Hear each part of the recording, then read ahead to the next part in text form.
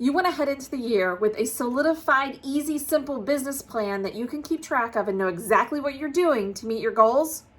You're in the right place. My name is Alisia Krastel, and if you're all about simplifying your business and having the most amazing net life ever, make sure you hit the subscribe and we'll get started. By the end of this video, you are going to have a one-page business plan that maps out exactly what your goal is, where each transaction is going to come from, and how you're going to get those transactions. And without sitting through a class all day or going through a 65-page workbook. This is the exact format I've used to help create my 6+ figure business yearly with having 3 kids, and exactly how I've helped coach other agents to do the same. It's literally one page, and you can handwrite it or you can use the template that I have. The first thing we're doing, and it's the most important thing for you to be able to move forward, is figure out what you actually want.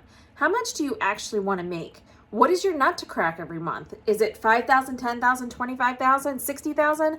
Whatever it is, we have to figure out exactly how much money you need to make for the year, and that's a net number, not the gross commission. Because gross commission is not what you keep in your pocket. When you have that, you're gonna write at the very top in the blank that says, what is your goal? You are gonna write your ultimate goal. And this isn't just a number figure. This is what you want wrapped into that. Do you want to make your kids stuff? Do you want to spend time with your spouse? Do you want to take an extra class? Do you want to have X amount of hours to yourself? And so here's the example. 120K net, working 25 hours a week and not missing any of the kids' events. That could be any number and anything you want in your life. You have to put some context into your goal, because you could say, I want to make 250,000, and we could make that happen, but you may have no life. And you may be fine with that, but this is probably the wrong channel. Once you have what you really want locked in, then you want to go to the second part of this business plan, and that is to put how you feel when you arrive at that. When you accomplish that goal, what does it feel like? And don't skip this because you think it might be cheesy, because I've seen it when people have the realization of what they're going to feel like when that actually happens. It cements your goals in you. It attaches emotion and feeling to that. It's going to help you make your goals happen, so don't skip it. So an example could look like, I feel amazing, connected with my kids, like I provided for my family, calm and secure. You see how that can really attach a feeling to this 120, 250K net? You know what you want, so now how do we get there? Here you have to figure out how many transactions is it going to get you to the amount that you put at the top of the business plan. I like to just figure out what my net commission is, or what my average net commission is per sale. So then you can divide it out. I'm going to use 5,000 just as an easy number and kind of an average for a lot of folks, 5,000 net per transaction. So to get to that 120,000 net commission, we need to do 24 transactions at 5,000 net each. The next step is to figure out where the 24 transactions are coming from. And you can have 3 to 4 buckets of where your transactions are coming from. In this example, we're going to do the 24 transactions and have 3 buckets or lanes of business that it's coming from. The first bucket is going to be buyers who are coming from your sphere or your fringe, which is your relationships from your spheres. Because remember, each person you know knows 100 people. We're going to plan to do 8 of those 24 transactions from sphere or fringe, and they're going to be buyers. The next 8 of the 24 we're going to plan for them to come from our fringe and sphere, but they're going to be sellers. And then the last 8, which will get us to 24, are going to come from TikTok or YouTube. And again, these categories could be anything you want. One could be social media, one could be open houses, whatever you like your business to come from, you put that at the head category. Let me know what your sources of business are below. We now have broken down where we're getting those 24 transactions from.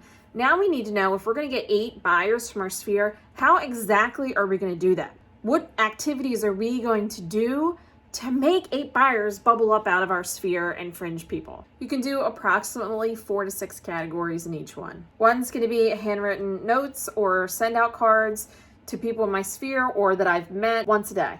Number 2 is 1 real conversation a day, and no, it does not have to be in real estate. 3 is to connect, comment, or post on social media every day. I don't always post on social media every day, but I always comment or connect with someone. 4 is to teach something weekly that might help my sphere, and how I pick that is that I think of my sphere, how can I help them, what could they learn, how could I teach them something, and I base it off that. I go through the humans in my sphere, and I figure out something that could help them. And I teach it either on Facebook, TikTok, YouTube, wherever. 5 is I do 2 client events every year. Number 6 is I have a communication plan I follow that tells me exactly what I'm doing for each sphere, how I'm connecting with them. The second category of getting sellers from your sphere is almost identical, but when I do post or comment or teach something, that's going to be very specific to sellers. So you're going to have 4 to 6 activities that are going to directly support you getting business from your sphere that will be sellers. And the third category, let's say it's YouTube, we're going to do the following activities. 1, video upload a week. 1 of them per month will be a neighborhood tour. Number 3 is sharing on social media. So when you're working on a YouTube video, you're going to share it on social media behind the scenes of what you're doing. You might ask a poll question about the topic that you're doing or what neighborhood people want to see next. 4 is you're going to proactively make relationships through those videos. So when people comment, you're going to comment back. And when you have a connection or you're doing a video on something local, you're going to proactively make relationships with those people during the video. And number 5, you're going to have a downloadable of the neighborhood tours or a first-time homebuyer's guide, seller's guide that can help you collect information and get into contact and conversation with the people watching your videos. I can't stress enough that everything on this business plan that you've written down, the only reason you're doing any of it is to get you in conversation with someone else. Everything you do is an excuse to get into a conversation. The cards you send, the client events that you have, it's the invitation process, it's the thank you, it's the seeing them and having conversation, the commenting on social media, the teaching.